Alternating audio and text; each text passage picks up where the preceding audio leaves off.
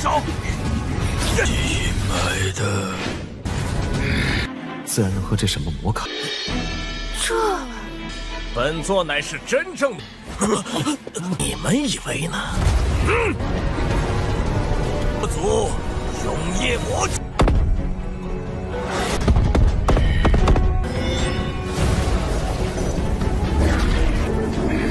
自魔道。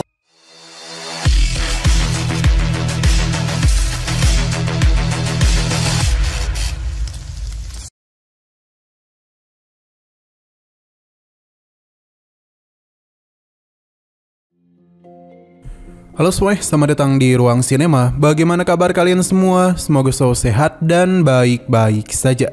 Sesuai jadwal, jadi pada hari ini kita akan kembali melanjutkan series Donghua Martial Master episode terbaru, yang mana ini adalah episode yang ke-567. Bagi yang mau bergabung dengan series ini, kita sudah sediakan playlistnya. Jadi kalian bisa dengan mudah mencari di mana episode awal dari series ini. Sebelum kita mulai episode terbarunya, kita akan melihat dulu apa saja yang telah terjadi pada episode sebelumnya, tepatnya pada episode 566.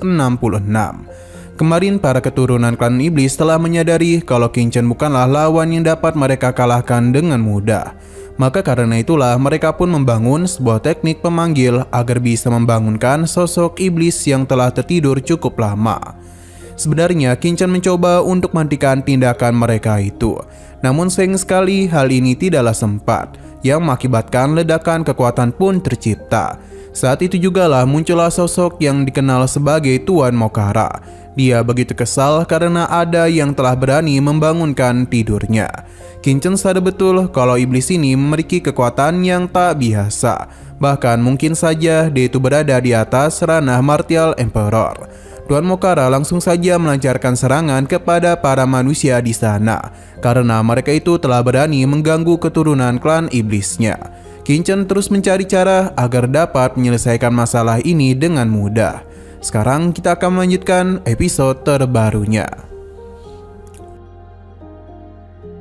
Tuan Mokara turun untuk memberikan tekanan kekuatan kepada mereka. Ini sangatlah berat untuk dapat mereka tahan. Masih belum berhenti, Tuan Mokara terus memperluas jangkauannya hingga sampai ke tempat Qingchen berada. Orang-orang yang tidak dapat menahannya langsung saja terpental. Sang Uji mencoba menenangkan Tuan Mokara. Selain itu, merekalah yang telah membantunya menggunakan formasi kebangkitan. Jadi Sang Uji berharap Tuan Mokara bisa menghentikan tindakannya itu. Tapi Tuan Mokara sama sekali tidak ingin mendengarkan apa yang dia katakan dan terus mengeluarkan kekuatannya. Qingchen benar-benar tidak menduga akan bertemu dengan sosok ini di sini. Qingchen pun meminta para gadisnya untuk berhati-hati. Perlahan namun pasti, Qingchen mencoba untuk pergi menghampirinya karena dia itu akan melakukan penyerangan. Tapi sebelum semua itu terjadi, Kulo Dao menghentikan tindakannya karena dialah yang akan berbicara langsung dengan Tuan Mokara. Merasakan sesuatu yang ada pada diri Kulo Dao, Mokara pun menghentikan tindakannya. Ia juga mulai berbicara dengan bahasa ras iblis kepadanya, yang mana hal itu seketika saja membuat semua orang terkejut, begitu pula dengan Qingchen. Karena dia baru ingat kalau Kulo Dao merupakan pemimpin dari pasukan Raja Iblis. Jadi tidaklah heran mengapa Kulo Dao bisa mengajak Mokara berbicara.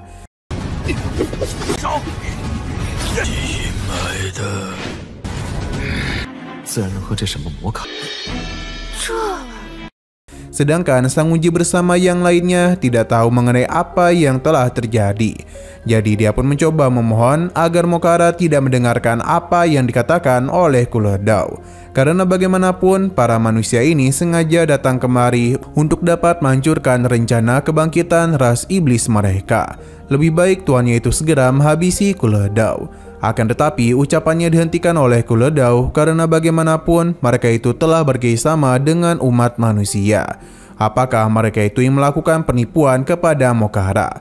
Sepertinya orang-orang ini telah menganggap Tuan Mokara sebagai seorang idiot, hingga bisa mereka bodoh-bodohi. Sang Uji tentu tidaklah membenarkan hal itu.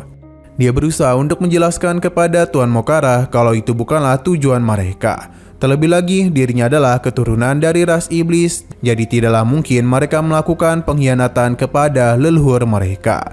Perkataannya sekali lagi ditertawakan oleh Kuladau. Pasalnya dia adalah keturunan asli dari ras iblis.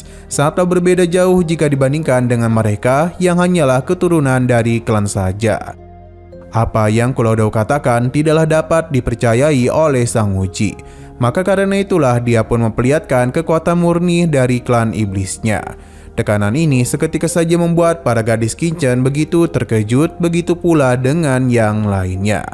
Kuladau terus mentertawakan mereka karena pasti tidaklah pernah mengira kalau dirinya merupakan klan iblis murni dan juga merupakan sosok dari Raja Iblis Malam Abadi.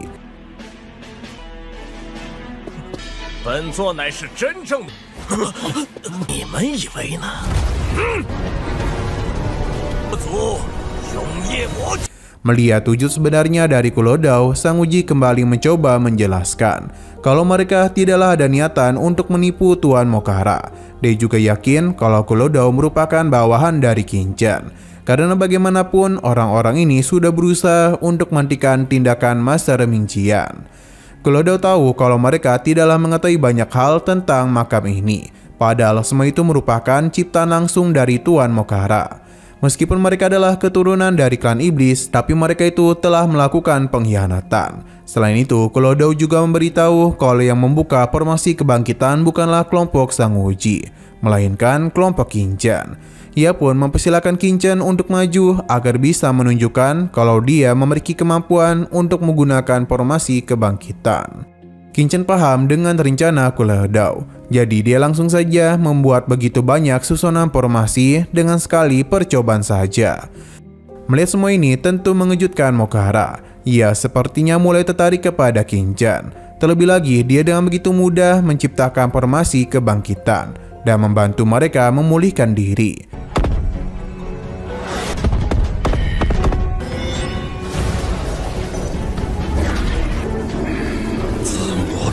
Kuladau memberitahu kalau meskipun Kincen adalah umat manusia, tapi dia sangatlah peduli dengan kebangkitan dari ras iblis. Bahkan formasi ini dia ciptakan sendiri. Sedangkan para keturunan iblis ini hanya ingin memanfaatkan kebangkitannya saja. Mengetahui semua itu tentu membuat Tuan Mokara kesal. Sang Uji masihlah belum menyerah.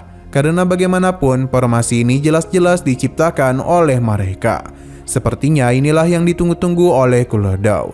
Ia pun mempersilahkan mereka untuk membentuk kembali formasi sihir kebangkitan. Dengan begitu, Tuan Mokara pasti bisa percaya kepada mereka. Sayang sekali semua itu sudah tidak dapat mereka lakukan lagi. Alhasil Tuan Mokara yang merasa ditipu oleh keturunannya sendiri mulai melakukan penyerangan kepada mereka. Apa yang dia lakukannya itu tidaklah dapat dihentikan oleh Sang Uji dan yang lainnya. Mokara tidak hanya menahan tubuh mereka saja, namun melakukan penyerapan terhadap jiwa yang mereka miliki. Karena gitulah kekuatannya yang telah lama hilang bisa dapat pulih dengan mudah. Alhasil hanya tinggal dua tetua saja yang tentu tidak akan dapat berbuat apapun.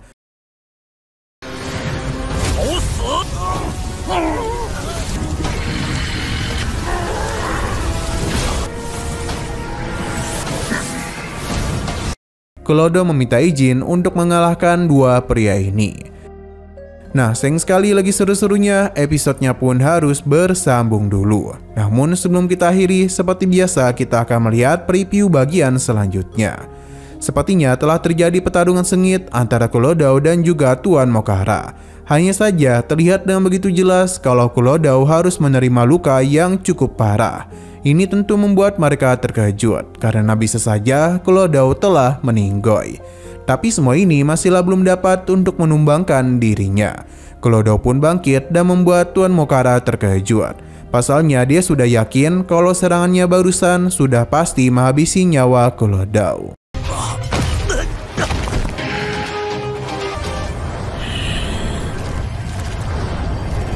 Oke, sekian dulu pada video kali ini. Untuk video selanjutnya akan segera hadir. Jadi bagi kalian yang ingin mengikuti series ini, langsung saja klik subscribe dan aktifkan loncengnya. Terima kasih yang sudah menonton video sampai habis. Jika kalian suka pada video ini, klik like dan share ke teman-teman kalian tentang channel ini. Dan ditunggu aja kelanjutannya. Oke, sampai jumpa di video selanjutnya.